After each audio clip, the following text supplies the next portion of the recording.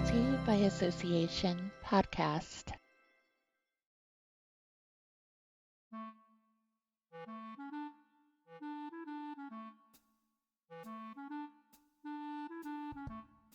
Grab your coffee, tea, or me and settle in.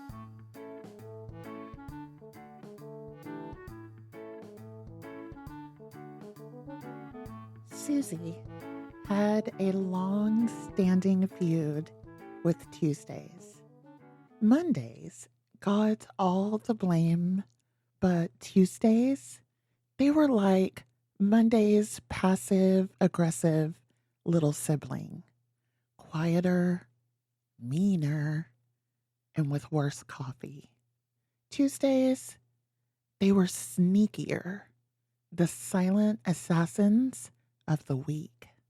She sat at her kitchen counter, a mug that read, "I literally can't," in one hand, and her work laptop glaring at her from the other. Her cat, Sir Pounce-A-Lot, had claimed the ergonomic chair 2 hours ago, so Susie perched on a stool like an underpaid barista. Just as she hit send on a snarky Teams reply, the ping of doom arrived from Richard, her manager. Ugh. "Hi, Susie. Carol's out sick. Can you take over the Dunmore account?" it read. She stared at the message, then muttered out loud, "Sure, why not? I didn't plan to scream into a pillow today, but life's full of surprises." The Dunmore account was a data disaster. With the structural integrity of a wet napkin, the spreadsheets looked like ancient Egyptian tax documents. But Susie said yes. Because working from home doesn't mean dodging real work. It just means doing it in pajamas while judging people's Zoom backgrounds. By Thursday, Susie was in deep. The Dunmore spreadsheets were a war crime.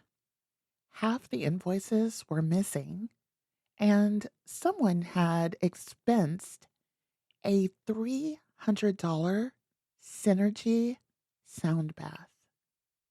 Todd and Biff, colleagues, and walking LinkedIn profiles were useless.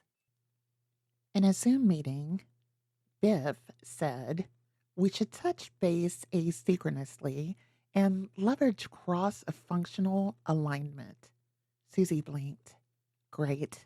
I'll circle back when Mercury's in Gatorade." They didn't laugh. Maybe they didn't know their memes, or maybe they were frozen. Hard to tell with Zoom.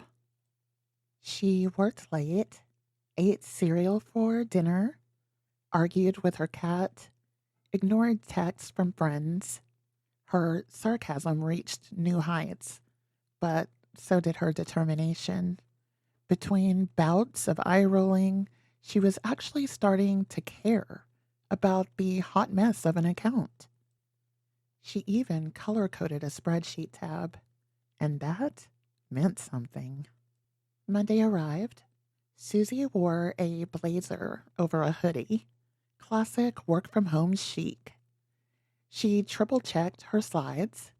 They were crisp, clean, and made sense, even to people like Todd, whose greatest contribution to the project had been saying, "Let's ideate that." 10 minutes into the presentation, Todd shared his screen. It was not her deck. It was Toddified, filled with vague buzzwords, contradictory data, and a meme from 2017. Susie stared. Did did you hijack the presentation?" "Just smoothed out the tone," he replied smugly. She muted herself, took a deep breath, and unmuted. All right, everyone, I'm going to stop this train before it drives off a synergy cliff. This is not the actual data. That's Todd's magical thinking. Let's use the version with math and reality. Silence. A single nod from Richard. Go ahead, Susie, he said, and she did. Her voice trembled for the first 2 minutes, but she quickly slid into gear. She cracked jokes about expense reports, showed her clean analysis, and roasted the sound bath in a way that even Todd chuckled at. The clients actually smiled. Susie could tell. She was a master of reading faces through a grainy Zoom. The Dunmore team signed on that afternoon. Susie celebrated by microwaving leftover Thai food and dancing around her living room in fuzzy socks. Richard sent a rare, nice job today ping, and Todd said, good work, with a sincerity that nearly killed her. Colleagues started pinging her for advice. One even asked her to review their deck because you're good at this stuff, they said. She was still sarcastic, still allergic to buzzwords, but now she had a little more faith in her own noise. Tuesday came again the following week.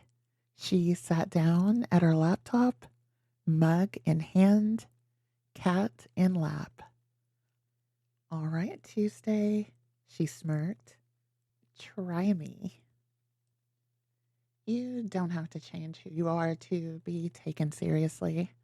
Authentically, when paired with effort, that speaks way louder than buzzwords. Susie succeeds not by playing corporate games or muting her personality, but by showing up with clarity, wit, and real work. The story reminds us that being sharp, honest, and a little sarcastic doesn't make you less professional. It makes you human.